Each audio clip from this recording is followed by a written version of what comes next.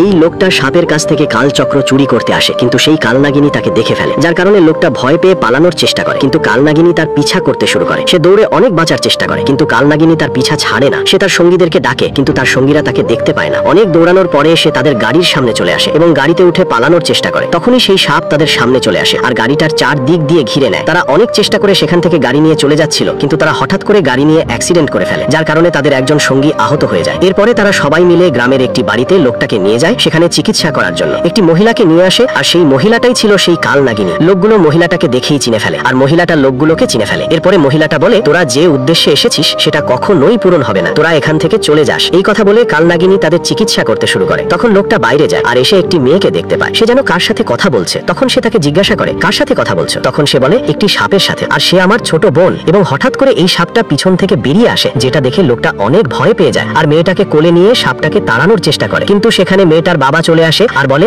আপনি ওকে তাড়ানোর চেষ্টা করবেন না, ও আমার পোষা সাপ। তখন লোকটা বলে, আপনি বাড়িতে সাপ পুষেছেন?